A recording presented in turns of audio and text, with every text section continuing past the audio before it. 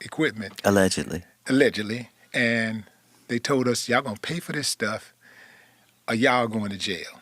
And Hmm. so we basically just did the show for free because we gave all that money back. But Dayton that's will forever be like embedded in my memory, Dayton, Ohio, for that reason. But I'm what sorry what that do you had you a bad remember? memory. What do you? I mean, what are some good memories that you have from Well, from from Dayton? part of what you remember is a part of Dayton. So Dayton was one of the rare cities in America that was legitimately half black and half white. So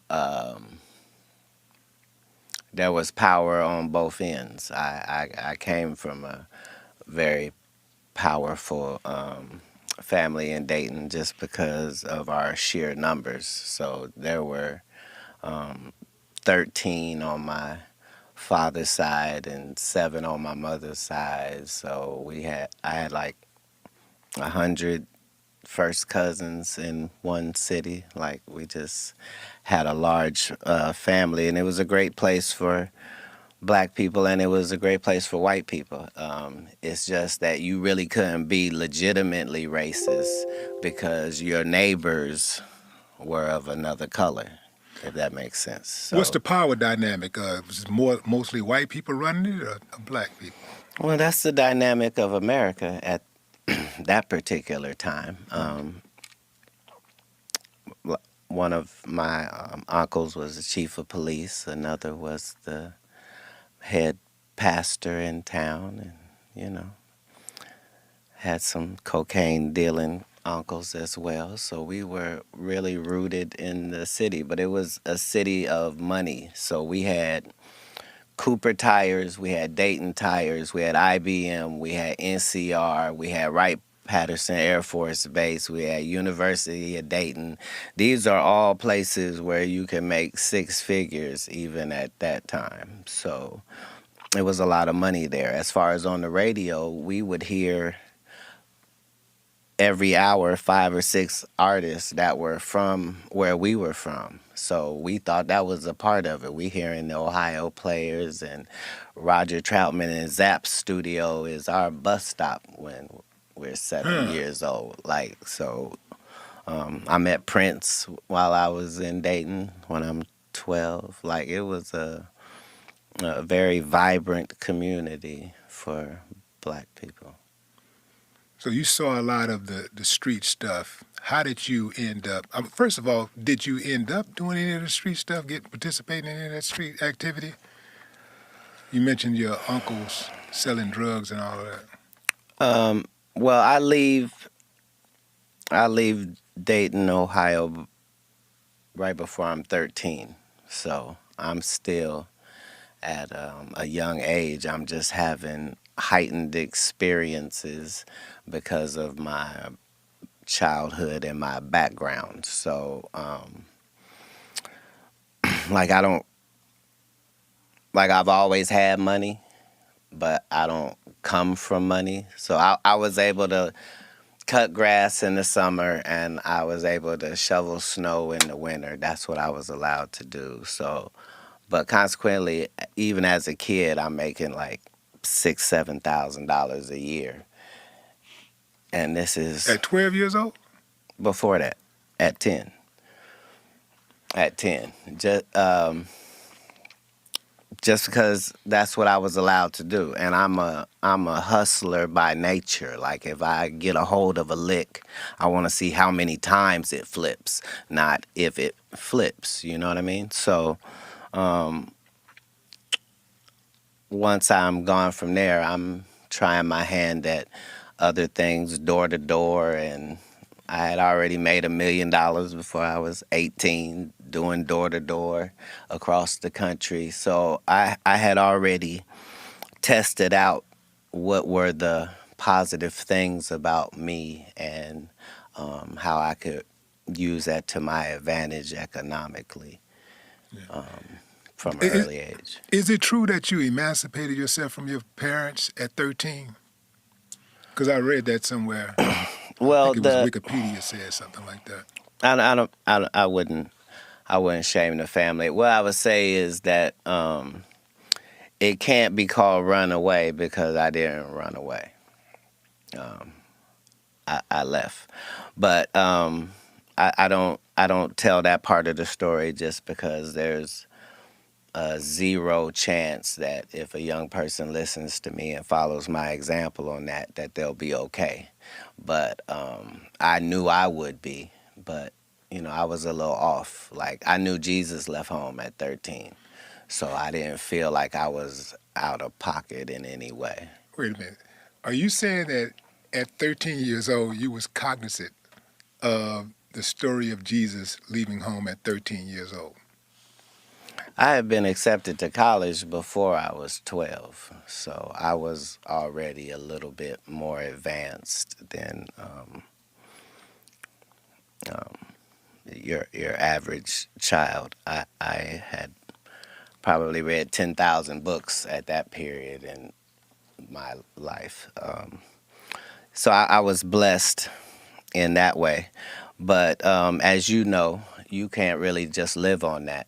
So God navigated where I was able to see the um, underworld, if you will. So I go from my parents' house in Ohio to Miami, Florida by myself. I don't know nobody. And that's where the story begins. But In your formidable years, who is that person? Was there a single individual who inspired you, or some guy or a person that you looked up to and you said, I like the way that they move and I want to model myself after that person?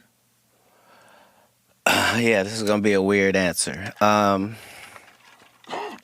Yes, that's one of the things that I was probably the best at. I did it with anybody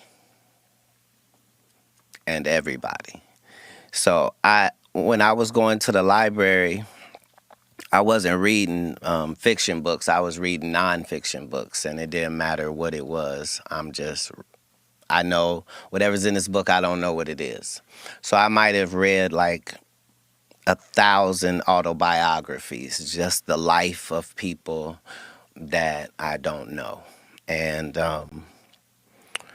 when you do that, you find out that if you were trying to learn something from everybody, you could actually learn something from every single person that you met. And so it's that type of thinking that helped me avoid the pitfalls as I saw them. So the reason I never did drugs when I was an adult is because when I left and went to Miami and I'm living in a park, it's 30 people out there from all different places, and they all are homeless and in a terrible situation just like me. And they telling me that they used to be lawyers and doctors and nurses, and I'm going, well, what happened? And all of them is telling this story where everything in their life was fine, and then they dealt with this drug, and this is where it ended them out. So as a kid, I never saw the fun part of drugs. I never heard about nobody having a good time on drugs, or, oh, you got to take this so you can feel it. I didn't see it from that way. I had already seen what it would do to people, and they're telling me, like, I'm letting people tell me, hey, don't do this. Don't get to Hollywood and start sleeping with white women and doing cocaine because it'll kill you. Oh, yeah, no problem. Got it. So, in a lot of things, I was just stupid enough to get the lessons, but that came from being willing to learn something from everyone. Yeah. Yeah. How long were you out on the streets? Well, it sounds so harsh when you say on the streets. Just understand that I'm in slacks and a shirt and a tie every day, and I'm eating at a 5-star restaurant because I done worked this deal with the restaurant where I come in at 5 in the morning and I come and do the floors and clean up everything the bus people didn't do, knock out the old dishes. I do all of that, but I get to eat there for free. So I come later and have a 5-star lunch as a 12-year-old because I'm already smoking cigarettes, but I got a mustache, so I don't look out of place. And then I go and I do my 8 hours in the library to take the place of what schooling would have been. So 2 hours were spent collecting radios from people's cars at the marina, which funded me to at least have $700 or $800 a week in my pocket. So that was the situation for, I'll say, 12 months. Was there somebody who came along, a social worker or something like that, and saw you and said, yo, or talked to you? It's like, yo, I can help you out. Or you should do this or that. No, you're looking at it a different way than I was looking at it. I wasn't in a pitiable situation by any means. I was free. And it was an adventure that I was on. And I had already read all of these books. I know how this goes. I know that a terribly scary adventure is nothing for the warrior. He doesn't need to be in a good position. There is a God, and he's going to see you through. You just have to make sure that you're hitting the marks to qualify for the blessing. So I was never in a situation where someone would think that I needed some assistance. Where were you sleeping at? In the park that I told you about, was- across the street from the library in Coconut Grove. Like on the ground, on the bench? No, they had a mattress out there. I had money, so people would get you stuff. Why didn't you just take your money and go get a crib? At 13? Yeah. It never crossed my mind. Yeah. Never crossed my mind. Because I really do. I know it's young, but I do know people who are very young. If somebody is young enough to go out on the streets and just say, I'm leaving home. Yeah. A lot of times, and if they got money, they're savvy enough to It's not get that I somebody have to money. pay them. I'm making some money. I don't have money. I'm making some money. Enough to get by. Well, I'm saying I don't have a long list of needs on the daily. I need to eat well. I need to drink well. And where are you keeping your money? Like in your pocket? I am. Yeah. I am. Anybody ever try to rob you?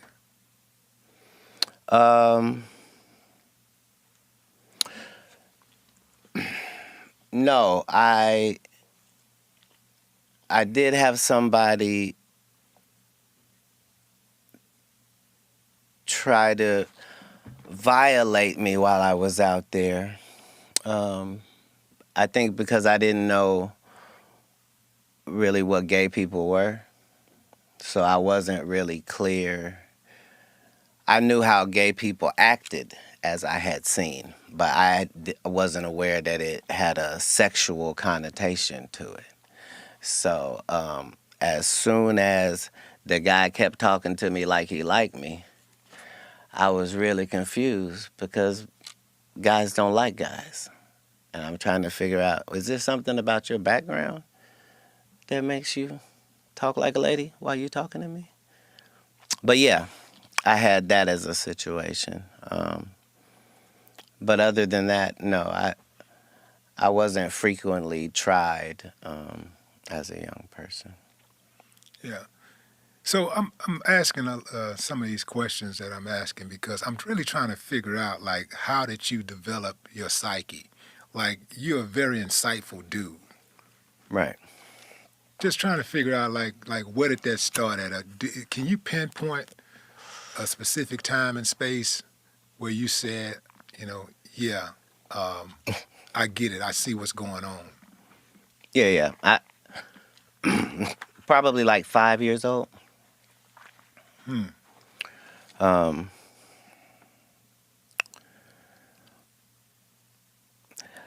First and foremost, this is going to sound really, really weird, but I believed at that young age that you could have a relationship with God. And I know that that's kind of old-fashioned now. But when I was young, that's what I believed. And so I developed this relationship where we talk 4 or 5 times a day and we talk about everything. And I'm coming to you when things are well and when it's not well. And if I ask for something, I know when you gave me what I asked for because it's the only time.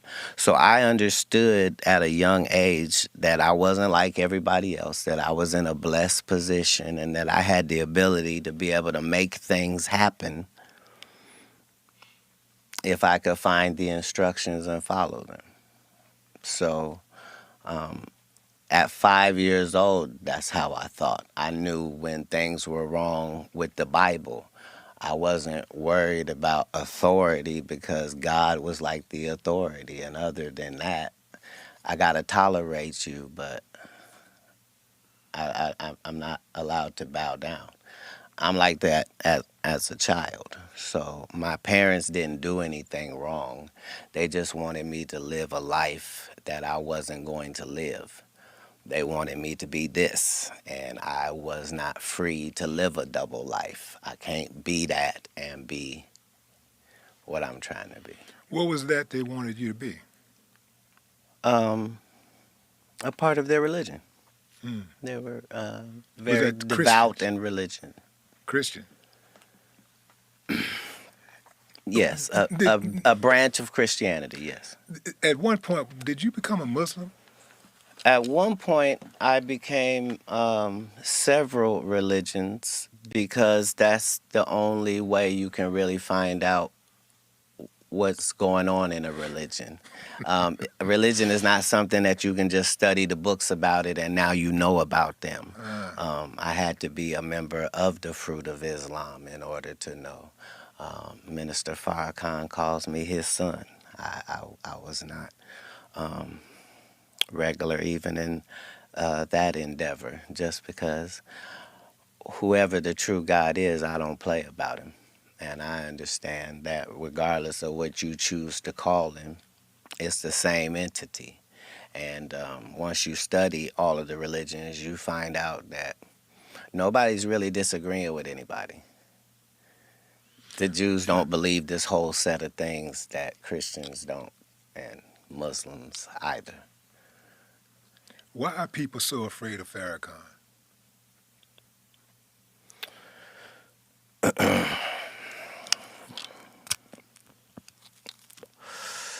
Well, if you had the ability to control the black people on this planet, there isn't anything that you couldn't take, dismantle, destroy, or interrupt if you could mobilize black people. And so part of the ops agenda, a part of their modus operandi, is to find out which one of you niggas is a potential leader. And if you are, then we begin a work of progress on your life, which will make people get off of that. It's a part of it, as much as in any defense, you trying to figure out which way this dude is likely to go so I can rip that ball. It's the same. Yeah. Farrakhan is a polarizing individual. A lot of people Yes.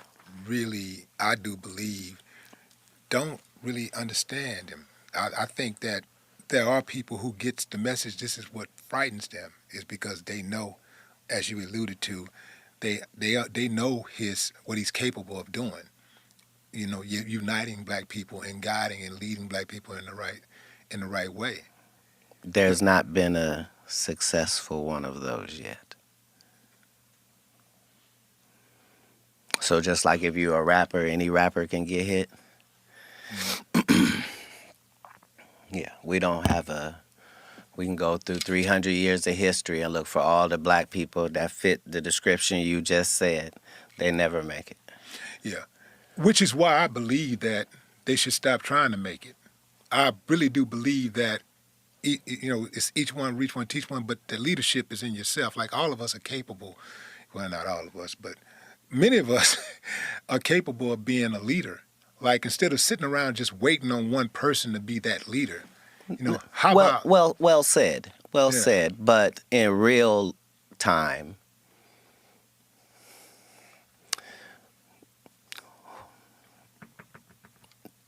being the leader of yourself gets you nothing. The people demand to be led, regardless.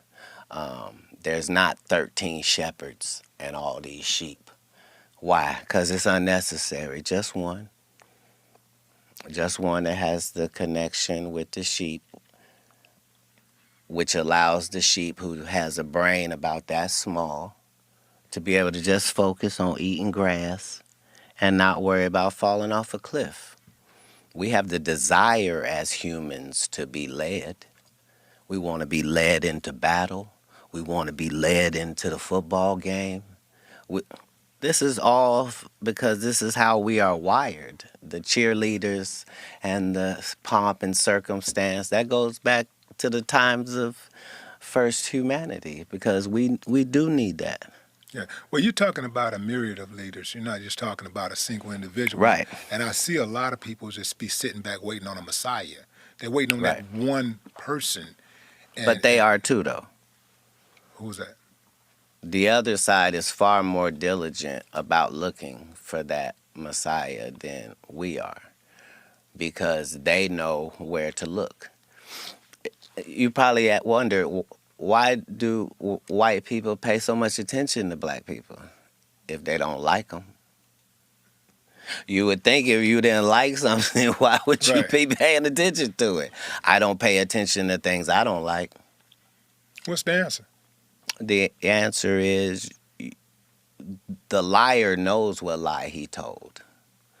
You see what I'm saying? So even if I made it deceitful and I made you think that the answer is over here, but the answer is really over here, I'm still going to be looking over here.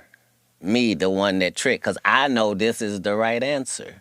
Black people have lost their identity, but our oppressors have not lost our identity. That's just why they chopped those noses off of the Pharaoh and the Sphinx in Egypt in the first place, is because without this nose, we can tell you this is whoever it is. But with that nigga nose, it can only be niggas. Why would somebody vandalize a whole face and only vandalize one part? Nobody wanted to knock an eye off or take an ear off or no chins missing. Nope, just the nose. Because it's a brand. It's a brand.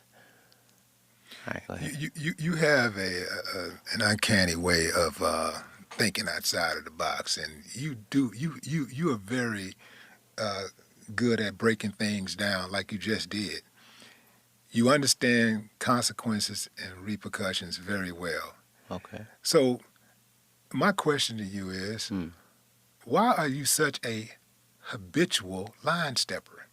Why do you cross that line so often when you know what the repercussions and consequences are going to be, and they're not going to be favorable to you? For example, Right. I saw where you and Suge got arrested, right? You and Suge got arrested. Is that true?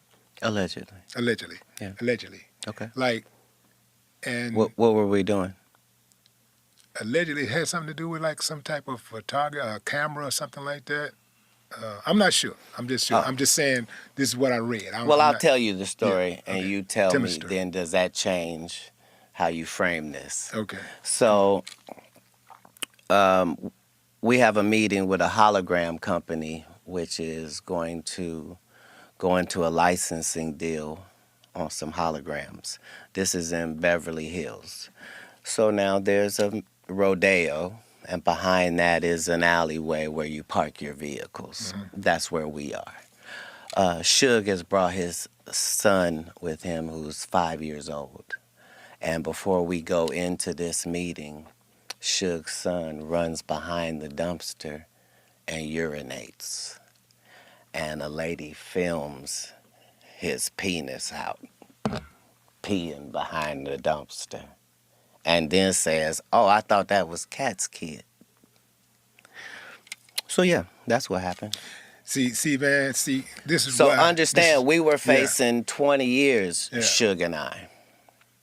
20 years for that. And if it wasn't for the fact that this is Beverly Hills and it's all on camera, they had no problem sending us up the river when we couldn't have possibly done what was being said.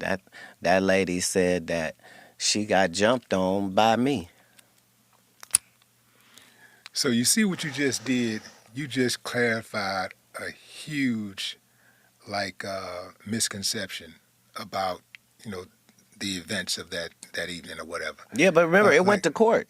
Yeah. Like, this isn't just my word.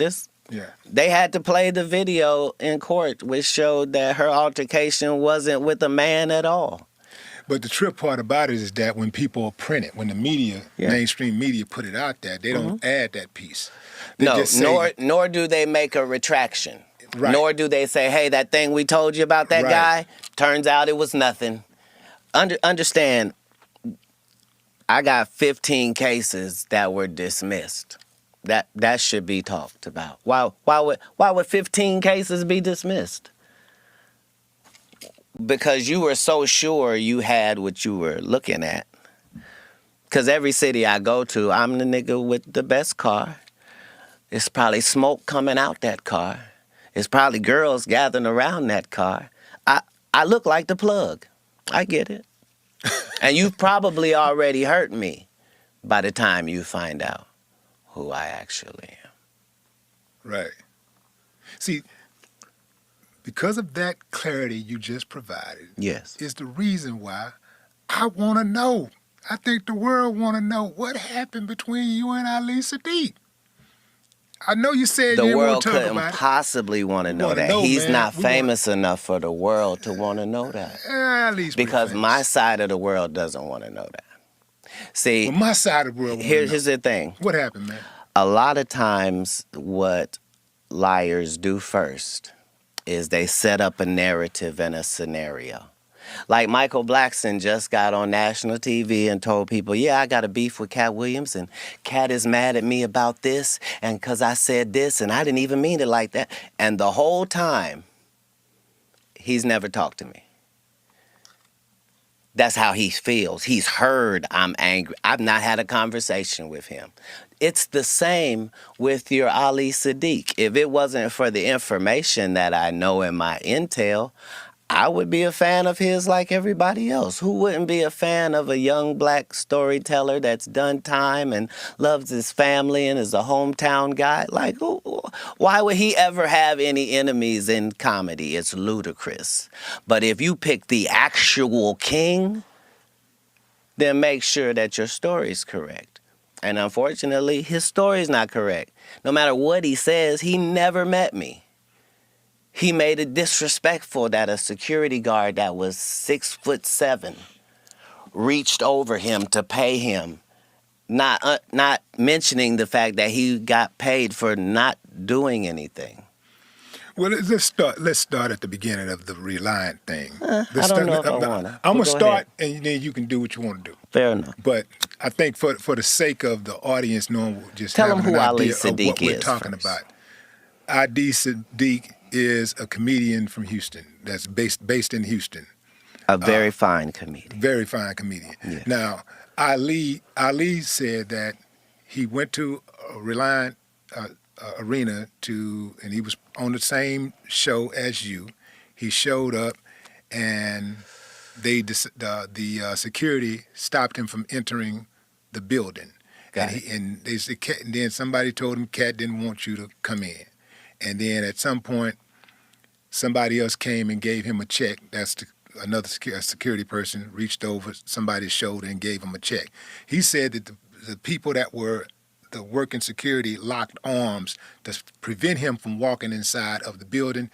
And he thought that, you had a problem with him. And he said he didn't know why you had a problem with him. And to this day, he don't know why you have a problem with him. That was the. It'd be nice if that was the story. So now, if that's the story, then let me see if I got this correct. A guy I've never met was supposed to be doing a show with me. And I got so angry, even though I hadn't met him, that I had security keep him out of the building. See, that's the problem with lies. They're faulty from their inception, sir. I'm the person in the story that doesn't have a grudge to feel. I don't care why I didn't like Cat Williams. I would get to the bottom of it. This is not one of those stories. First of all, the actual truth of this matter is every city that I go to, I already have the comedians who are opening up for me. Not just this tour, but for the 17 100 city tours previous to this. I never go to the city and go, hey, do you guys have some comics here? I'd like to add them to my show. I just don't do it. I travel with the comedians that are coming to your city. We're one unit and one team when we come. That is to let you understand that no comic was fin to come join us that evening because there isn't space for it. I still have to do an hour at the end of this. There's a limited amount of time. So we could just start there. Second of all, I don't care where you're from, what the venue is, how cool you are with the people that work there. Cat Williams show means Cat Williams show. That means don't nothing move but the money. There ain't no loud talking and voice raising and, how dare you? How dare you? Let me look on the advertisements and see, do I see your name or face, sir, whoever you may be? Where would you even get the entitlement to be having this question? This is like me insisting that the Lakers put me on as a starter. And I won't take no for an answer. It's ridiculous. You don't even play in our league. And that's before I knew who you were. Now that I know who you are, I'm just ashamed because you took something personal that couldn't have been personal. I didn't meet you. That's how it would have gone if I wasn't there, because the truth is I wasn't there. All of this happened before I got there. What happened with the check? When the security guy gave him When the check? when I asked what the person had said, I said, well, I don't understand. I don't understand why he's so angry. What did he say to you? He said, I'm supposed to be on this show. I said, well, maybe he was expecting to get some sort of a payment. And now he thinks he doesn't get to get paid because we already have a tour. I wouldn't want that. Pay him for performing. So he got the check of the performer. This is what he's angry about. Imagine the audacity. Remember, your story is that I'm kicking you the fuck out. Get out and lock arms and don't let him in. And paying you? Make it make sense, King. So- Either you're smaller than I think or I'm bigger. Either one. Like, you can't keep positioning the narrative because that's all this is. This is so that in a conversation in America, there'll be something where he and I are evenly linked. And only people in his hometown are floating that narrative. I'm really him. You don't believe that there's under any circumstances that you and Ali can come to a resolution, just be cool. Like, You've just talked to me. You know I don't have a bone in this. Yeah. I don't have a bone in this. So if I got him on the phone, you talk to him.